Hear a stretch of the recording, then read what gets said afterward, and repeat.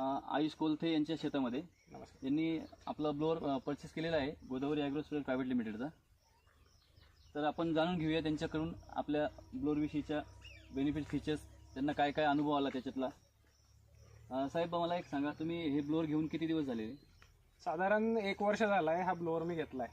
बरोबर. मागच्या वर्षी घेतला आहे, तेव्हापासून आम्ही हा ब्लोअर वापरतो आहे.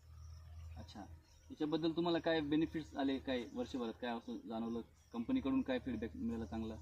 कंपनीची सर्व्हिस तशी चांगली आहे. वेळेवर मला स्पेअर्स किंवा याचा सप्लाय पण योग्य मिळतो. आणि ब्लोअरच्या बाबतीत बोलायचं झालं म्हणजे की हे मशीन आहे म्हणजे ब्लोअर असल्यामुळे जेव्हा आपण स्प्रे करतो त्यामुळे या नोझलचं जो पण वॉटर ड्रॉपलेट्स असतात या फॅनच्यामुळे एअर प्रेशरमुळे तुमच्या पिकांवरती उडतात आणि बऱ्याच अंतरापर्यंत आणि खूप टायनी अमाऊंटमध्ये ड्रॉपलेट्स तुमच्या पिकांवरती बसतात. ते तुम्हाला कधी लाभदायकच असतं.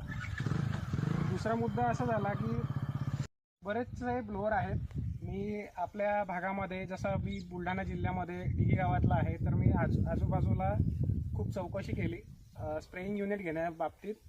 तर मला हे ब्लोअर त्याच्यामध्ये आवडलं. पण मार्केटमध्ये मी बरेच ब्लोअर बघितले, तर यांची जी मॅन्युफॅक्चरिंग क्वालिटी आहे ती मला इथे जवळपास कुठेही मिळली नाही. प्लस यांची जी सर्व्हिस आहे, जसं मी आता नांदुऱ्यावरनं चोपडे ॲग्रोवरनं ब्लोअर परचेस केला आहे, मला जेव्हाही लागले तेव्हा त्यांनी स्पेअर्स किंवा जेही लागले याच्याबद्दल त्याचं मार्गदर्शन किंवा मला स्पेअर्स त्यांनी पुरवलेत. मेंटेनन्स हे कंपनीच्या प्रॉब्लेममुळे आले का, तुमच्याकडून काही चुकलं त्याच्यामध्ये आले का, काय झालं असं काही जाणवलं? मला आजवर तरी याच्यामध्ये काही शक्यतोवर मेंटेनन्स वगैरे आला नाही. स्पेअर्स म्हणजे फक्त एवढंच की नोझल्स किंवा त्याचे जे काही युनिट्स असतात, काही छोटे छोटे त्याच्यातले, पण त्याच्यामध्ये सुद्धा कंपनीचा सपोर्ट आहे. त्याच्याबद्दल सुद्धा काही अशी, आता नोझल म्हटलं तरी हे एक 1500 रुपयापर्यंत त्यांचं नोझल देत आहे. पण मग त्याला असं आहे की तुम्हाला वन टाइम कॉस्ट आहे ती, पुन्हा तुम्हाला त्याच्यामध्ये इन्व्हेस्ट करायची काही गरज नाही आहे. बरोबर. त्याच्यामध्ये स्पेअर पार्ट वगैरे लाईफ टाईमसाठी तुम्हाला वॉरंटी त्याला दिलेली आहे आपण. हो, ते पण चांगलं आहे आपलं. आणि त्याचा ड्रॉपलेट साईज फाईन आहे, ते डिक्सचं होल पण मोठं होत नाही कधी. हो, ते पण एक मागच्या वर्षीपासून मला आजपर्यंत हे जे तुमचे हे जे डिक्स आहेत त्या समोरच्या, आजवर हे बदलायचं काम नाही पडलं. फक्त एखाद्या वेळेस जे रबरचे जे पार्ट्स आहेत ते कुठल्याही याच्यामध्ये विअर अँड टिअर थोडंफार होतं, पण एवढा काही फारसा याच्यामध्ये मला मेंटेनन्स मिळालेला नाही. म्हणजे मी अवजार किंवा आपलं जे यंत्र आहे याच हिशोबाने घेतलं आहे की पुन्हा त्याच्यामध्ये कुठल्याही प्रकारचा मेंटेनन्स यायला नको.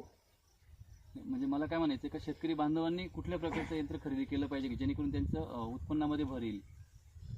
मी सर्व शेतकरी बांधवांना एकच असं सजेस्ट करेल की तुम्ही जेही यंत्र परचेस कराल किंवा घ्याल तर कधी यंत्र असं घ्या की त्याला एकदा घेतल्यानंतर पुन्हा त्याला वर्कशॉपमध्ये न्यायची गरज नको. तशातलं हे प्रोडक्ट आहे.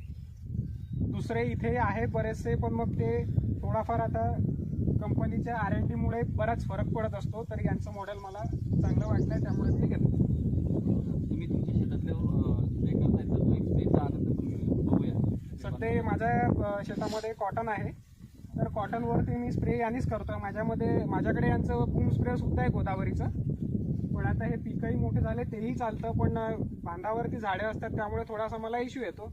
पण मग आता सध्या हे जे गोदावरीचं जे ब्लोअर आहे याच्यामुळे काय होतं आहे की या फॅनमुळे आपल्या शेतातली जी झाडं असतात ती हालतात आणि त्याच्यावरती काही असेल एखादे इन्सेक्ट्स वगैरे किंवा फ्लाईज वगैरे असतील आणि त्याच्यानंतर याच्यावर इन्सेक्टिसाइड्स पडल्यामुळे ते कम्प्लिटली डिस्ट्रॉय होतात. आणि याच्यामध्ये तुम्ही कापूस, तूर वगैरे कुठलं स्प्रे करतात?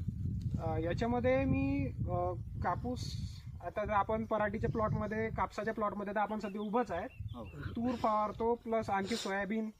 बरोबर. आजवरती मी कापूस, तूर, सोयाबीन आणि मका हे फवारलेलं आहे. आता आणखी कसं आहे, आपण याने काही पण फवारू शकतो. आता मल्टीपर्पज आहे. एक वेळ घेतल्यानंतर तुम्हाला पुन्हा स्प्रेइंग युनिटमध्ये इन्व्हेस्ट करायची गरज नाही.